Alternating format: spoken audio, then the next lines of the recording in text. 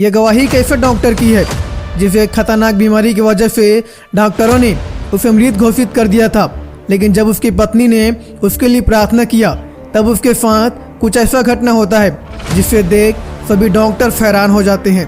My name is Dr. Sean George, and in 2008, I died. Someone's clinically dead. All it takes is 20 minutes for the brain to irreversibly die. It's an extraordinary story. I have never heard of that happen. It's unbelievable. Absolutely couldn't believe it. I've never seen this before in my life. No one's ever heard a story like it. There's not just conjecture, there is proof. Sean was dead.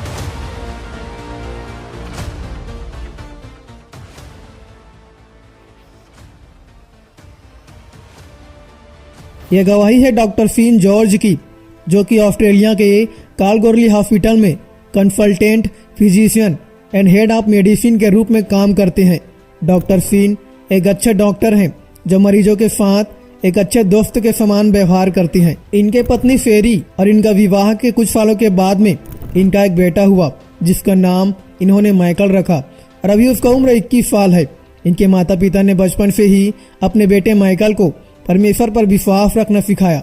इन्होंने बताया कि हर सुबह ये अपना शुरुआत Bible अध्ययन करते हुए करते हैं और साथ मिलकर दोनों पति और पत्नी परमेश्वर से प्रार्थना भी करते हैं। जॉर्ज की पत्नी भी एक डॉक्टर है जो इमरजेंसी डिपार्टमेंट में काम करती है। दोनों ही पति पत्नी डॉक्टर हैं जो मरीजों के इलाज के साथ साथ उनके लिए प्रार्थना भी करते हैं। 24 अक्टूबर 2008 की सुबह जब जॉर्ज कहीं जा रहे थे अपने कार से, जहाँ से उन्हें शुक्रवार की सुबह वापस लौटना था, जब जॉर्ज अपनी कार को ड्राइव करते हुए जा रहे थे तभी उनके सीने में हल्का सा दर्द हुआ, लेकिन उस समय उन्होंने उस पर ध्यान नहीं दिया और आगे की ओर बढ़ने लगा। लेकिन जब एक बार फिर से उनके सीने में दर्द होने लगा तब जॉर्ज अपनी कार को साइड में खड़ा करके अपनी पत्नी फेरी को कॉल करता है। तब उनकी पत्नी ने उसे सलाह दिया कि उन्हें पास के किसी हॉस्पिटल में चले जाना चाहिए और कुछ देर बाद फेरी उसे उसी हॉस्पिटल में मिलेगी। तब जॉर्ज वापस से अपना कार ड्राइव करते हुए एक नजदीकी हॉस्पिटल की ओर आगे बढ़ने लगता है, जो कि एक छोटे से शहर कम्बल्दा में था, जो वहां से 20 किलोमीटर दूर था। कम्बल्दा एक छोटा सा शहर है जिसका आबादी उस समय 2850 था। दोपहर के करीबन 1 बजे थे, जिसकी वजह से सभी डॉक्टर्स लंच के लिए चले गए थे। इसलिए जैसे ही जॉर्ज क्लिनिक में कदम रखते हैं वहाँ पर नर्स मौजूद थे और जॉर्ज ने उन्हें बताया कि वह भी एक डॉक्टर है और ड्राइव करते समय उनके सीने में तेज दर्द हो रहा था। इसलिए उस नर्स ने जॉर्ज का ईसीजी किया और रिपोर्ट में उन्हें दिखाया गया। जॉर्ज एक डॉक्टर थे, इसलिए उन्हें मालूम था कि ईसीजी को किस तरह से रीड किया जाता है। इसलिए जब जॉर्ज ने अपना ईसीजी रिपोर्ट को देखा तब उन्हें मालूम हुआ कि उन्हें हार्ट अटैक यानी कि दिल का दौरा पड़ने वाला था।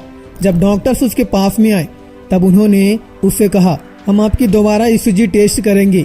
और ईसीजी टेस्ट के लिए जॉर्ज को एक अलग कक्ष में ले जाया गया था। उस वक्त जॉर्ज के सीने में और दर्द बढ़ता जा रहा था और उनका ब्लड प्रेशर और हृदय की गति और तेजी से बढ़ता ही जा रहा था। तभी अचानक ही उनका हृदय रुक गया और उसी समय उनका मृत्यु हो जाता है। सभी डॉक्टर सीपीआर करना शुरू कर देते हैं और उसे बचाने की अपना पूरी कोशिश करते हैं। तभी उन डॉक्टर्स ने फेरी के पास फोन किया और इन्फॉर्म किया कि उन्होंने उसके पति जॉर्ज को बचा नहीं पाए। इसलिए जॉर्ज की पत्नी फेरी तुरंत ही हॉस्पिटल की ओर आते हैं। उस वक्त डॉक्टर ने जॉर्ज को डिफिब्रिलेटर से जोड़ दिया गया था। तब उन्होंने देखा कि जॉर्ज अब एक फोकेबल लय में थे, जिसमें उनके हृदय से शरीर के बाकी हिस्सों में ब्लड नहीं जा रहा था। हृदय केवल हिल रहा था और धड़क नहीं रहा था। इसका मतलब यह है कि उस व्यक्ति का मौत हो गया है। इसलिए जॉर्ज को पुनः जीवित करने के लिए उसके हृदय में झटका दिया जा रहा था और फिर 2 मिनट तक उसे सीपीआर भी दिया जा रहा था। जॉर्ज ने अपने रिपोर्ट में दिखाया कि उन्हें एक बार नहीं बल्कि कई बार उन्हें झटका दिया गया उन्हें होश में लाने के लिए। उनके हृदय न धड़कने की वजह से अब ब्लड उनके शरीर के काफी हिस्सों पर जाना बंद हो चुका था। इसलिए अब उन्हें बचा पाना संभव था, क्योंकि पहले ही उनका मौत हो चुका था। लेकिन फिर भी डॉक्टर हार नहीं मानते हैं। वे जॉर्ज को लगातार झटका देते हैं और उसे दोबारा से बचाने का वे सभी पूरी कोशिश करते हैं। 48 मिनट में 13 बार उनको झटका दिया गया, लेकिन फिर भी जॉर्ज होश में नहीं आए और अब जॉर्ज का ठीक हो पाना मुश्किल था, क्योंकि अब मॉनिटर में भी दिखाया जा रहा था कि उनका मृत्यु हो चुका है। जॉर्ज को मारा हुआ अब 1 घंटा हो चुका था, लेकिन अभी भी उनकी पत्नी फेरी हॉस्पिटल में नहीं पहुंची थी। अभी भी वह रास्ते में थी जब फेरी को इन्फॉर्म किया गया कि उसका हस्बैंड जॉर्ज अब मर चुका है और अब उसे आकर उसके डेड बॉडी को यहाँ से ले जाना है। जब फेरी ने यह सुनी तब वह बेहद ही रोने लगती है और उस समय वह अपने पिता को फोन करके बताने लगती है, जिसे सुन उसके पिता भी बेहद ही रोने लगते हैं। तब फेरी के पिता ने परमेश्वर से प्रार्थना करते हैं और अपने बेटी को समझाते हैं और बोलते हैं कि तुम चिंता मत करो, परमेश्वर सभी परिस्थितियों पर नियंत्रण रखता है, इसलिए तुम जाओ और प्रार्थना करो। तब फेरी ने अपने पिता से कहा कि आप मेरी बात को समझ नहीं पा रहे हैं कि जॉर्ज अब मर चुका है और वो दोबारा नहीं बच सकता है। लेकिन फिर भी उसके पिता ने उससे कहा तुम जाओ और उसके लिए प्रार्थना करो। तब कुछ समय बाद फेरी हॉस्पिटल पहुंचती है और अपने पति जॉर्ज को देख बेहद ही रोने लगती है। जब फेरी ने जॉर्ज के हाथ को छुआ जो कि ठंडा पड़ चुका था, उसी वक्त उसे अपने पिता के कही बात याद आ जाता है। तब फेरी उसी रूम में बिस्तर के पास घुटनों के बल बैठती है और प्रार्थना करने लगती है। वह परमेश्वर के सम्मुख बेहद रोती है और अपने पति जॉर्ज के लिए प्रार्थना करने लगती है। फेरी ने अपने पति के हाथ को पकड़ लिया और प्रार्थना में परमेश्वर से बोलने लगी, प्रभु यह बस 39 वर्ष के ही हैं, मैं 38 वर्ष की हूँ, हमारा एक बेटा है। प्रभु मुझे आपको चमत्कार की जरूरत है, आप मेरे पति को पूरी तरह से ठीक करिए। तभी उसी पल मॉनिटर पर बीप की आवाज आने लगता है, जिसे सुन सभी डॉक्टर्स जॉर्ज की तरफ भागने लगते हैं और उसे दोबारा से CPR देने लगते हैं। जैसी फेरी ने वह बहुत से लोगों की आवाजों को सुनती है, तब उसका ध्यान मॉनिटर पर गया।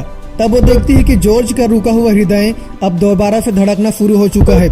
यह देख सभी डॉक्टर्स और नर्स हैरान हो जाते हैं। अब तक जॉर्ज का हृदय रुक गया था और उसका मृत्यु भी हो चुका था। हृदय अब दोबारा से धड़कना शुरू हो चुका था।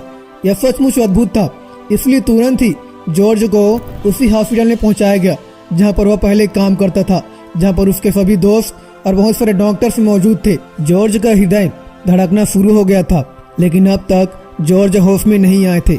ऑक्सीजन की कमी की वजह से उनका लीवर भी खराब हो रहा था, इसलिए उन्हें अलग अलग मशीनों से जोड़ा गया था। तभी उसी समय पास्टर जेफरी उस कक्ष में आते हैं जहां पर जॉर्ज को रखा गया था।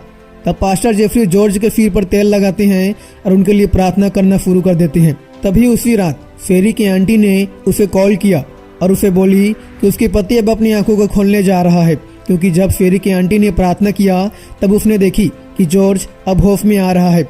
इसलिए फेरी ने इस बात को सुनी और उस पर विश्वास भी किया और परमेश्वर से प्रार्थना भी किया।